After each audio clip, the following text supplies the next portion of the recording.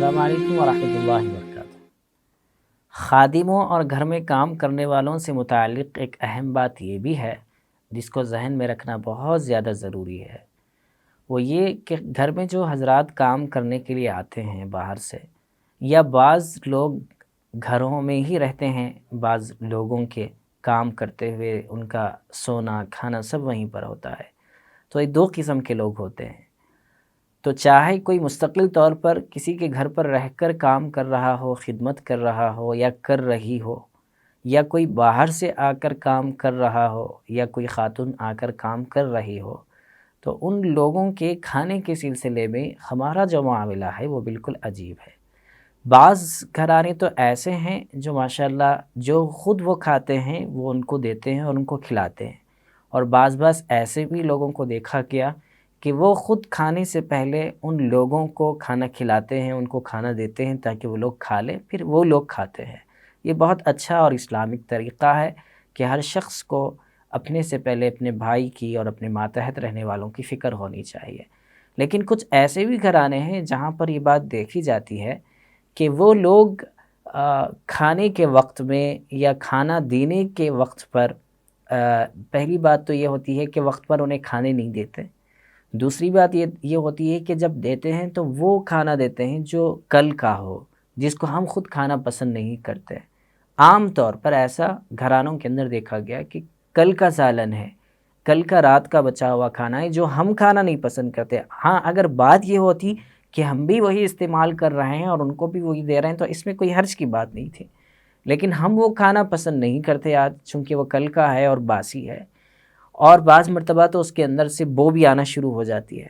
لیکن وہ کھانا ان کو دیتے ہیں، یا وہ کھانا جب وہ گھر جاتے ہیں تو اس وقت میں اس کو پیک کر کے دیتے ہیں کہ آپ ہی لے جائیے اور یہ کھائیے۔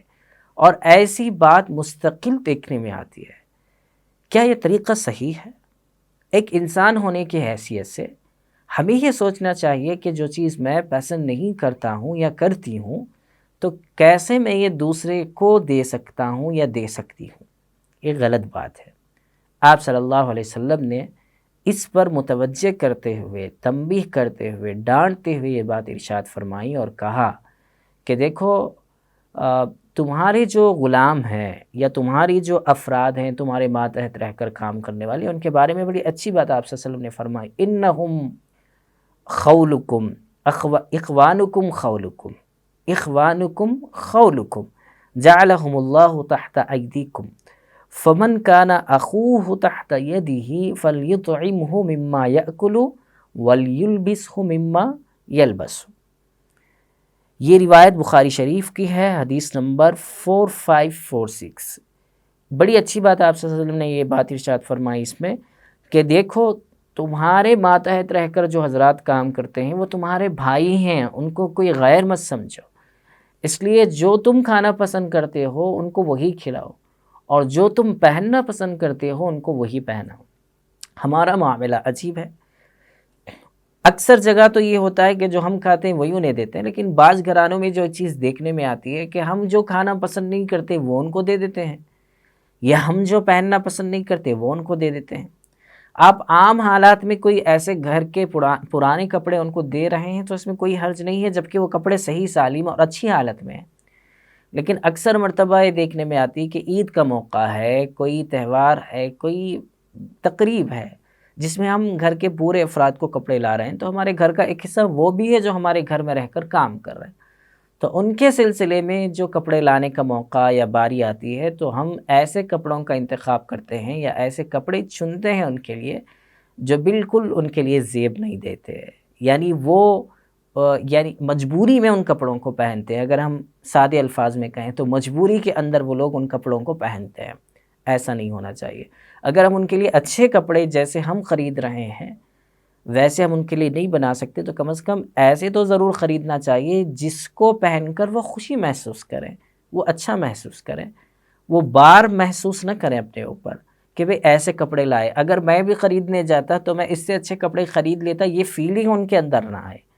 بلکہ ان کو محسوس ہو کہ واقعتاً میرے لحاظ سے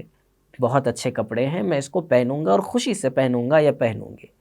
تو اس لیے ان چیزوں میں ہمارے معاشرے کے اندر جو کمیاں ہیں ان کمیوں میں سے ایک بڑی کمی یہ بھی ہے کہ ہم اپنے ماتحت رہنے والے افراد کے ساتھ میں جو معاملہ کرنا ہے، جیسے اسلام نے تعلیم دی ہے اس جیسا معاملہ نہیں کرتے،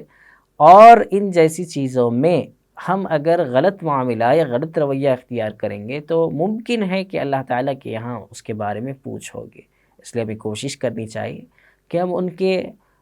نفسیات کا لحاظ رکھتے ہوئے، ان کے حقوق کو ادا کرتے ہوئے ان کے ساتھ اچھا والا معاملہ اختیار کریں گے تو یقیناً